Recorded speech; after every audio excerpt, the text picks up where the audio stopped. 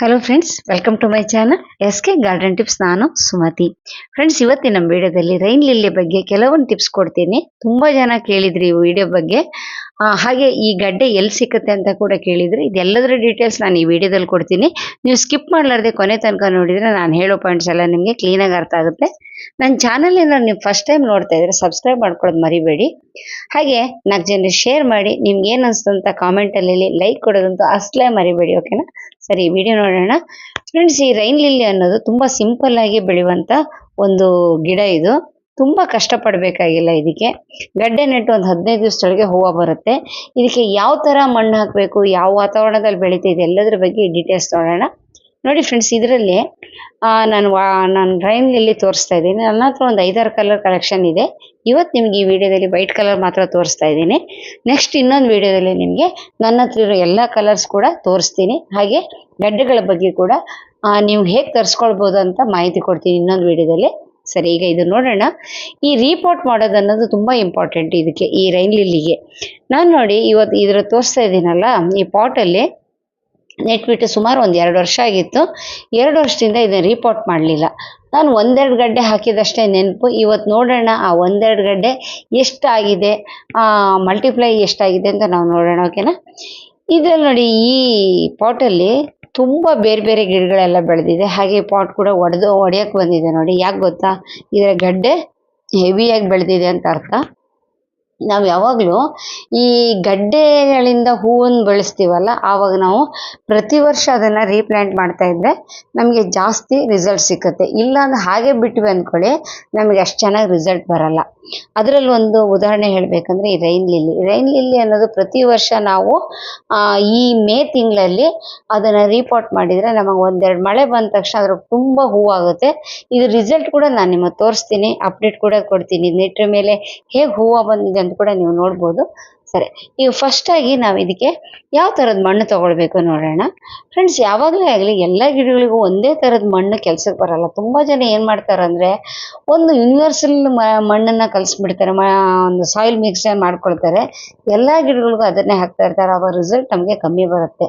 ಈ ರೈನ್ ಲಿಲ್ಲಿಗೆ ಅದು ಗಡ್ಡೆ ಆಗಿರೋದ್ರಿಂದ ಸ್ವಲ್ಪ ಇದಕ್ಕೆ ಈ ಮರಳಿನ ಶಾತ ಜಾಸ್ತಿ ಬೇಕು. ಅಂದರೆ ನೀರು ತುಂಬ ಚೆನ್ನಾಗಿ ಹೋಗ್ಬಿಡ್ಬೇಕು. ಆ ಮಣ್ಣೇನಾದರೂ ಅದರಲ್ಲಿ ನೀರೇನಾದರೂ ಮಣ್ಣಲ್ಲಿ ನಿಂತ್ಕೊಂಡ್ರೆ ನಮಗೆ ಅಷ್ಟು ಚೆನ್ನಾಗಿ ರಿಸಲ್ಟ್ ಬರಲ್ಲ. ಹಾಗೆ ಈ ರೈನ್ ಲಿಲ್ಲಿಗೆ ಈ ಬೋನ್ ಮಿಲ್ ಅನ್ನೋದು ಒಂದು ಸ್ವಲ್ಪ ಹಾಕಿರೋ 1-2 ಚಮಚ ಹಾಕಿದರೆ ನಮಗೆ ತುಂಬ ಚೆನ್ನಾಗಿ ಹೂವು ಬರುತ್ತೆ. ಹೂವಿನ ಗಿಡಗಳಿಗೆ ಈ ಬೋನ್ ಮಿಲ್ ಅನ್ನೋದು ಒಳ್ಳೆ ಸೂಪರ್ ಆಗಿದ್ದೊಂದು ಇದಂತ ಹೇಳ್ಬೋದು, ಒಂದು ಗೊಬ್ಬರ ಅಂತ ಹೇಳ್ಬೋದು. ಇದು ಎಲ್ಲಿ ಸಿಕ್ಕುತ್ತೆ ಅಂತ ಹೇಳ್ಬಿಟ್ಟು ನಾನು ನಿಮಗೆ ಇದರಲ್ಲಿ ಇದೇ ವಿಡಿಯೋ ಕೆಳಗೆ ಶಾಪ್ ಅಂತಿದೆ ನೋಡಿ, ಅದರಲ್ಲಿ ನೀವು ಲಿಂಕ್ ಕೊಟ್ಟಿರ್ತೀನಿ, ಬೇಕಾದ್ರೆ ನೀವು ತರಿಸ್ಕೊಳ್ಳಿ. ಓಕೆನಾ? ಬೋನ್ ಮಿಲ್ ತುಂಬ ಚೀಪಾಗಿ ಸಿಕ್ಕುವಂಥ, ತುಂಬ ರೇಟ್ ಏನಿರಲ್ಲ, ಅದ್ರ ರಿಸಲ್ಟ್ ಮಾತ್ರ ತುಂಬ ಚೆನ್ನಾಗಿರುತ್ತೆ. ಓಕೆ, ಈಗ ನೋಡಿ ನಾನು ಪಾಟಿನ ತೆಗೆದಿದ್ದೀನಿ. ನೋಡಿ ಯಾವ ಥರ ಅದು ಬೆಳೆದಿದೆ ನೋಡಿ. ಪೂರ್ತಿ ಬೇರೆಲ್ಲ ಅದಕ್ಕೆ ಕವರ್ ಆಗಿಬಿಟ್ಟಿದೆ ಮಣ್ಣಿಗೆ. ಅಂದರೆ ರೂಟ್ ಬಾಂಡ್ ಅಂತೀವಲ್ಲ, ಆ ಥರ ಆಗಿದೆ. ಅದರಲ್ಲೂ ಬೇರೆ ಬೇರೆ ಗಿಡಗಳೆಲ್ಲ ಬೆಳೆದಿದೆಯಲ್ಲ, ಅದರಿಂದ ಇದು ತುಂಬ ನಮಗೆ ಕಮ್ಮಿ ಹೂವು ಆಗ್ತಿತ್ತು. ಯಾಕೆಂತ ಹೇಳಿದರೆ ಆ ಗಿಡಗಳೇ ಇದರಲ್ಲಿರೋದೆಲ್ಲ ತೊಗೊಂಡ್ಬಿಡ್ತಿತ್ತು. ಅದಕ್ಕೋಸ್ಕರ ನೋಡಿ, ಇದು ರೈನ್ ಲಿಲ್ಲಿ ಬಲ್ಪ್. ಇದು ಅಂದರೆ ರೈನ್ ಲಿಲ್ಲಿ ಗಡ್ಡೆಗಳು ಎಷ್ಟು ಚೆನ್ನಾಗಿ ಬೆಳೆದಿದೆ ನೋಡಿ. ಈ ದೊಡ್ಡ ದೊಡ್ಡ ಗಿಡಗಳಲ್ಲಿ ದೊಡ್ಡ ಗಡ್ಡೆ ಆಗ್ತಿರುತ್ತೆ. ಹಾಗೆ ಇದರಲ್ಲಿ ಮರಿಗಡ್ಡೆಗಳು ಕೂಡ ಬೆಳೀತಾ ಇರ್ತವೆ. ಮರಿಗಡ್ಡೆ ಅಂದರೆ ಇನ್ನೇನಿಲ್ಲ, ಆ ಬೇರು ಹೋಗ್ಬಿಟ್ಟು ಇನ್ನೊಂದು ಗಡ್ಡೆನ ಫಾರ್ಮ್ ಮಾಡ್ತಾ ಇರ್ತದೆ ನೋಡಿ. ಆ ಸಣ್ಣದು ಗಡ್ಡೆ ಇದೆಯಲ್ಲ, ಅದರಲ್ಲಿ ಈ ವರ್ಷ ಹೂವು ಬರಲ್ಲ, ನೆಕ್ಸ್ಟ್ ಇಯರಿಗೆ ಹೂವು ಬರುತ್ತೆ. ಅಂದರೆ ಈ ಗಡ್ಡೆಗಳು ಕೂಡ ಸ್ವಲ್ಪ ಬೆಳೆದಿದ್ರೇ ನಮಗೆ ಅದರಲ್ಲಿ ತುಂಬ ಚೆನ್ನಾಗಿ ಹೂವು ಆಗೋಕ್ಕೆ ಸಾಧ್ಯ. ಸಣ್ಣಕ್ಕಿರುತ್ತೆ ನೋಡಿ, ನಾನು ತೋರಿಸ್ತಾ ಇದ್ದೀನಿ ನೋಡಿ. ಆ ಸಣ್ಣಕ್ಕಿದ್ದ ಗಡ್ಡೆಯಲ್ಲಿ ನಮಗೆ ರಿಸಲ್ಟ್ ಸ್ವಲ್ಪ ಲೇಟಾಗಿ ಬರುತ್ತೆ. ತುಂಬ ಜನ ಏನು ಅನ್ಕೊತಾ ಇರ್ತಾರೆ ಅಂದರೆ ತರಿಸಿ ನೆಟ್ಕೊಂಡಾಗ, ಅರೆ ಅವ್ರ ಮನೇಲಿ ಆಗಲೇ ಹೂವು ಬಂದು ನಮ್ಮ ಮನೆಗೆ ಹೂವು ಬರಲಿಲ್ಲ ಅನ್ಕೊತಾರೆ. ನೋಡಿ, ಈ ಥರದ ಗಡ್ಡೆಗಳೇನಾದ್ರು ನಿಮಗೆ ಅವೈಲೇಬಲ್ಗೆ ಇದ್ದರೆ ಇದನ್ನ 1 ವರ್ಷ ನಾವು ಸಾಕಲೇಬೇಕಾಗುತ್ತೆ.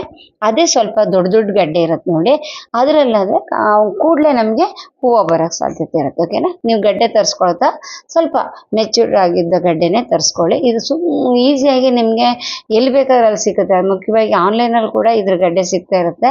ಒಂದು ಗಡ್ಡೆಗೆ 5 ರೂಪಾಯಿ 6 ರೂಪಾಯಿ ತಗೋತಾರೆ. ತುಂಬ ಕಲರ್ಸ್ ಕೂಡ ಇದೆ ಅಂತ ಹೇಳ್ತಾರೆ. ನಿಮಗೆ ಟ್ರಸ್ಟ್ ಇದ್ರೆ ಮಾತ್ರ, ನಂಬಿಕೆ ಇದ್ರೆ ಮಾತ್ರ ತರಿಸ್ಕೊಳ್ಳಿ. ಇಲ್ಲ ಅಂತೇಳಿ ನಿಮ್ಮ ಹತ್ರ ಇರೋದೇ ಮತ್ತೆ ಪುನಃ ಬರ್ಬೋದು ಚಾನ್ಸಸ್ ಇರುತ್ತೆ. ಲಾಸ್ಟ್ ಇಯರ್ ನಾನು ಈ ವಿಡಿಯೋ ಮಾಡಿದಾಗ ನಿಮ್ಗೆ ಹೇಳಿದ್ದೆ, ನಾನು ಕೆಲವರಿಗೆ ಈ ಗಡ್ಡೆ ಕಳಿಸ್ಕೊಡ್ತೀನಿ ಅಂತ. ಒಂದು 8-10 ಜನರಿಗೆ ಕಳಿಸ್ಕೊಟ್ಟಿದ್ದೆ. ಆಮೇಲೆ ಮತ್ತೆ ನನ್ನ ಕಾಂಟ್ಯಾಕ್ಟ್ ಮಾಡಿದವರಿಗೆ ಕಳಿಸ್ಕೊಡೋಕ್ಕಾಗಿರ್ಲಿಲ್ಲ. ಈ ವರ್ಷ ಏನಾದರೂ ಅವೈಲೇಬಲ್ ಅಂದರೆ ಚಾನ್ಸ್ ಇದ್ದರೆ ನಾನು ನಿಮಗೆ ಮುಂದಿನ ವಿಡಿಯೋದಲ್ಲಿ ಹೇಳ್ತೀನಿ. ನೀವು ಆರ್ಡ್ರ್ ಕೊಟ್ಟರೆ ನಾನು ನಿಮ್ಮ ಮನೆ ಕಳ್ಸೋಕ್ಕೆ ಟ್ರೈ ಮಾಡ್ತೀನಿ. ಓಕೆನಾ? ಸರಿ. ಈಗ ನೋಡಿ ಎಷ್ಟೊಂದು ಗಡ್ಡೆ ನಾನು ತೋರಿಸ್ತಾ ಇದ್ದೀನಲ್ಲ, ಸಿಕ್ಕಾಪಟ್ಟೆ ಗಡ್ಡೆ ಬೆಳೆದಿದೆ. ನಾನು ಫಸ್ಟೇ ಹೇಳ್ದಂಗೆ ನಾನು ನೆಟ್ಟಿದ್ದು 1-2 ಗಡ್ಡೆ ನೆಟ್ಟಿದ್ದೆ, 2-3 ನೆಟ್ಟಿದ್ದು, 1-2 ಅಲ್ಲ, 2-3 ನೆಟ್ಟಿದ್ದೆ ಅಷ್ಟೇ, ಜಾಸ್ತಿ ಏನು ನೆಟ್ಟಿರಲಿಲ್ಲ. ನೋಡಿ 2 ಇಯರ್ಸಲ್ಲಿ ಎಷ್ಟು ಗಡ್ಡೆ ಬೆಳೆದಿದೆ ನೋಡಿ. ಇದರಿಂದ ನೀವು ತಿಳ್ಕೊಳ್ಬೋದು ಇದು ಎಷ್ಟು ಬೇಗ ಮಲ್ಟಿಪ್ಲೈ ಆಗುತ್ತೆ ಅಂತ ನಿಮ್ಗೊಂದು ಅಂದಾಜು ಸಿಕ್ಕಿರ್ಬೋದು. ನೋಡಿ ಎಲ್ಲ ಗಡ್ಡೆಗಳನ್ನು ನಾನು ಫಸ್ಟ್ ತಗೊಂಡಿದ್ದೀನಿ. ಈ ಮಣ್ಣನ್ನು ನಾನು ರೀಯೂಸ್ ಮಾಡಲ್ಲ, ಯಾಕಂದ್ರೆ ಇದರಲ್ಲಿ ಆಲ್ರೆಡಿ ಇದರಲ್ಲಿರೋ ಗೊಬ್ಬರದ ಅಂಶ ಎಲ್ಲ ಹೋಗ್ಬಿಟ್ಟಿದೆ, ಇದರಲ್ಲಿ ಏನೂ ಇಲ್ಲ. ಈ ಥರದ ಮಣ್ಣಲ್ಲಿ ಪುನಃ ನೆಟ್ಟರೆ ನಮ್ಗೆ ಅಷ್ಟು ಚೆನ್ನಾಗಿ ರಿಸಲ್ಟ್ ಬರಲ್ಲ. ನಮ್ಮ ಹತ್ರ ಬೇರೆ ಮಣ್ಣು ಇಲ್ಲ ಅಂದರೆ ಇದೇ ಮಣ್ಣಿಗೆ ಸ್ವಲ್ಪ ಗೊಬ್ಬರ ಹಾಕಿ ನಾವು ನೆಟ್ಟರೆ ತುಂಬ ಚೆನ್ನಾಗಿ ಅದರಲ್ಲಿ ಬೇರೆ ಗಿಡಗಳನ್ನು ನೆಡ್ಬೋದು. ನೋಡಿ ಎಷ್ಟೊಂದು ಗಡ್ಡೆ ಆಗಿದೆ ನೋಡಿದ್ರ. ಅಂಥ ಸಣ್ಣ ಪಾಟಲ್ಲಿ ಇಷ್ಟೊಂದು ಗಡ್ಡೆ ಇದ್ದಾಗ ಹೂವು ಬರೋದು ಕಮ್ಮಿ ಆಗುತ್ತೆ, ಅದು ಗೊತ್ತಿದ್ದಿದೆ. ನೋಡಿ ನಾವು ನೆಡುವಾಗ ಈ ಎಲೆಗಳನ್ನೆಲ್ಲ ಕಟ್ ಮಾಡಿಬಿಡಬೇಕು. ನೋಡಿ ನಾನು ಹೇಗೆ ಚುಟ್ತಿದ್ದೀನಿ ನೋಡಿ.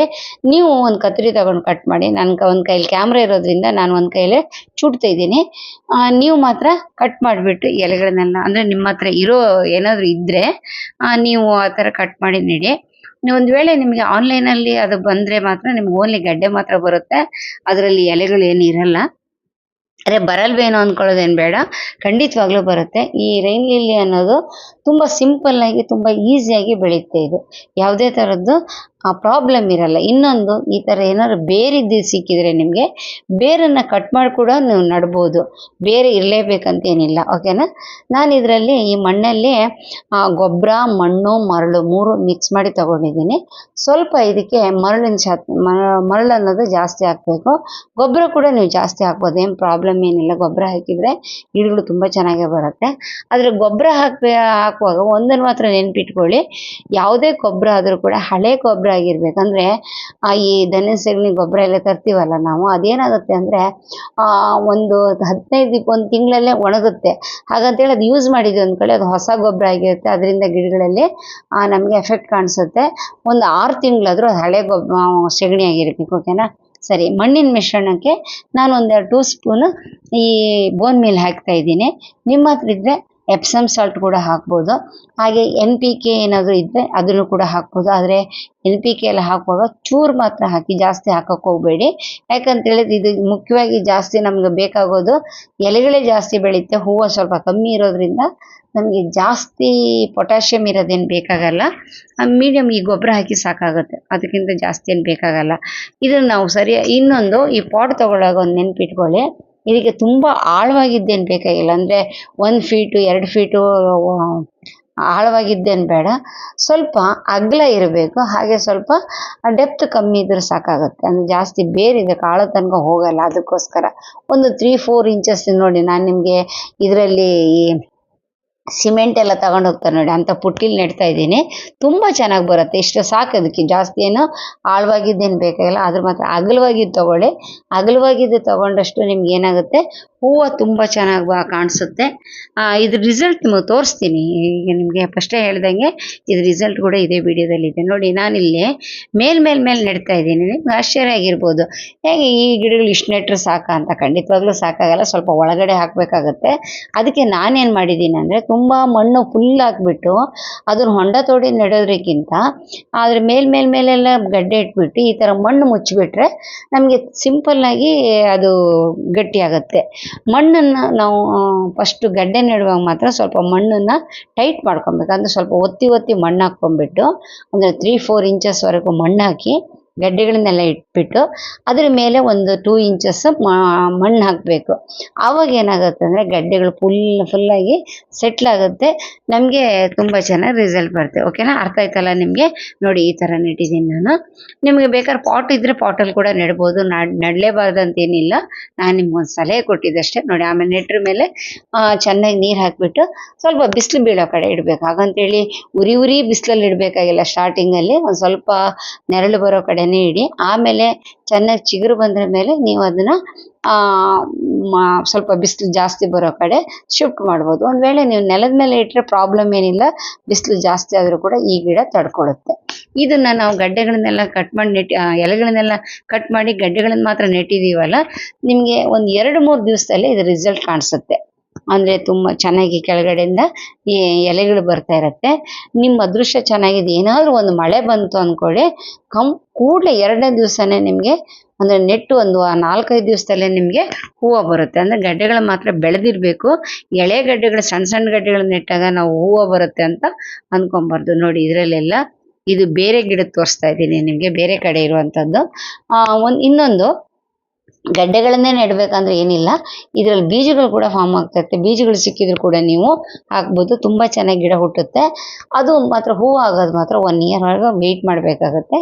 ಗಡ್ಡೆ ತರಿಸ್ಕೊಂಡ್ರೆ ಮಾತ್ರ ತುಂಬಾ ಬೇಗ ನಿಮ್ಗೆ ರಿಸಲ್ಟ್ ಕಾಣಿಸುತ್ತೆ. ನೋಡಿ ನಾನು ನೆಟ್ಟು ಒಂದು ವಾರದಲ್ಲೇ ಈ ತರ ಒಂದೊಂದು ಹೂವು ಬರೋದು ಕಾಣಿಸ್ತಾ ಇತ್ತು. ಇದು ರೈನ್ ಲಿಲ್ಲಿ, ಹೆಸರೇ ಹೇಳೋ ಹಾಗೆ ಮಳೆ ಬಂದ್ರಷ್ಟೇ ಇದು ಹೂವು ತುಂಬಾ ಚೆನ್ನಾಗಿ ಬರ್ತಾ ಇರುತ್ತೆ. ಬೇರೆ ಟೈಮಲ್ಲಿ ಬರಲ್ವಾ ಅಂದ್ರೆ ಬರುತ್ತೆ, ಒಂದೊಂದು ಬರ್ತಾ ಇರ್ತದೆ. ನೋಡಿ ಯೆಲ್ಲೋ ಕಲರ್ ಹೂವು ಕೂಡ ಒಂದು ಬಂದಿದ್ದು ನಿಮ್ಗೆ ತೋರಿಸಿದ್ದೀನಿ. ಇನ್ನು ಇದಾದ್ರ ಮೇಲೆ ಈ ವಿಡಿಯೋ ನಿಮ್ಗೆ ಲಾಸ್ಟ್ ಇಯರ್ದಿದು. ಇದಾದ್ರ ಮೇಲೆ ನಾನು ಇನ್ನೊಂದು 2-3 ಬೇರೆ ಕಲರ್ ಕೂಡ ಕಲೆಕ್ಟ್ ಮಾಡ್ಕೊಂಡಿದ್ದೀನಿ. ಈ ಸಾರಿ ಅದು ಹೂವು ಆದಾಗ ತೋರಿಸ್ತೀನಿ ನಿಮಗೆ. ನೋಡಿ ಅದು ನಾನು ಇಷ್ಟು ಮುಂಚೆ ನೆಟ್ಟಿದ್ನಲ್ಲ, ಅದರಲ್ಲೇ ನೋಡಿ ಹೇಗೆ ಹೂವಾಗಿದೆ ನೋಡಿ. ತುಂಬಾ ಚೆನ್ನಾಗಿ ಬೇಗ ರಿಸಲ್ಟ್ ಬರುತ್ತೆ. ಇದಕ್ಕೆ ಬೇರೆ ಮಣ್ಣು ಹಾಕ್ಬೇಕಂದ್ರೆ ಅಗತ್ಯ ಏನಿಲ್ಲ, ಅಂದ್ರೆ ಗೊಬ್ಬರ ಹಾಕ್ಬೇಕಂದ್ರೆ ಏನು ಅಗತ್ಯ ಇಲ್ಲ. ಅವಾಗವಾಗ ನೀವು ಬೇಕಾದ್ರೆ ಲಿಕ್ವಿಡ್ ಫರ್ಟಿಲೈಸರ್ ಇಂಥದ್ದು ಏನಾರು ಹಾಕ್ಬೋದು. ಒಂಚೂರು ಪಾರು ಗೊಬ್ಬರ ಹಾಕಿದ್ರು ಕೂಡ ಈ ಗಿಡ ತುಂಬಾ ಚೆನ್ನಾಗಿ ರಿಸಲ್ಟ್ ಬರುತ್ತೆ. ಇನ್ನೊಂದು, ಮಳೆಗಾಲದಲ್ಲಿ ಇದು ಹೂವಾಗುತ್ತಲ್ಲ, ಓಕೆ, ಬೇರೆ ಟೈಮಲ್ಲಿ ಬರೀ ಎಲೆಗಳು ಮಾತ್ರ ಇರುತ್ತೆ, ಅಂದ್ರೆ ನೋಡೋಕೆ ಕೂಡ ತುಂಬಾ ಚೆನ್ನಾಗಿರುತ್ತೆ. ನೋಡಿ ಇದರಲ್ಲಿ ಕೆಲವುದರಲ್ಲಿ ಎಲೆನೇ ಇಲ್ಲ, ಆದ್ರೂ ಕೂಡ ಮೊಗ್ಗು ಹೇಗೆ ಬರ್ತಾ ಇದೆ ನೋಡಿ. ನಾನು ಹೇಳಿದ್ನಲ್ಲ ನಿಮಗೆ, ನೆಟ್ಬಿಟ್ಟು 1 ವಾರ 10 ದಿವಸದಲ್ಲೇ ನಿಮಗೆ ರಿಸಲ್ಟ್ ಬರುತ್ತೆ. ಏನು ದೊಡ್ಡದಾಗಿ ಬೆಳಿಬೇಕು ಅಂತ ಕೂಡ, ವೆಯ್ಟ್ ಮಾಡ್ಬೇಕಂತ ಕೂಡ ಯಾವುದೇ ತರವಾದ ಇದಿರಲ್ಲ. ಈ ಗಿಡ ಬೆಳೆಸೋಕ್ಕೆ ತುಂಬಾ ಸಿಂಪಲ್ ಆಗಿ ಬೆಳೆಯುವಂಥ ಗಿಡ ಇದು. 2 ಗಡ್ಡೆ ತಗೊಂಡಾಗ ಅತ್ಲ ಬಿಸಾಕಿದ್ರು ಕೂಡ ಅಲ್ಲೇ ಚಿಗುರು ಬಂದು ಹೂವಾಗುತ್ತೆ. ನೋಡಿ ಅದೇ ಇದರಲ್ಲಿ ನೆಟ್ಟಿ ತೋರಿಸಿದ್ನಲ್ಲ ನಿಮಗೆ, ಒಂದು 15-20 ದಿವಸ ಆದಮೇಲೆ ಯಾವ ಥರ ಹೂವು ಬಂದಿದೆ ನೋಡಿ. ಕಂಪ್ಲೀಟ್ ಆಗಿ ಫುಲ್ ಬ್ಲೂಮ್ ಬರುತ್ತೆ. ತುಂಬಾ ಚೆನ್ನಾಗಿರುತ್ತೆ ನೋಡೋಕ್ಕೆ. ಬೇರೆ ಬೇರೆ ಕಲರ್ ಕೂಡ ಇರುತ್ತೆ. ನಿಮ್ಗೆ ಎಲ್ಲಿ ಸಿಕ್ಕಿದ್ರು ಅಲ್ಲಿಗೆ ತರಿಸ್ಕೊಂಡ್ಬಿಟ್ಟು ನೀವು ನೆಡಕ್ಕೆ ಟ್ರೈ ಮಾಡಿ.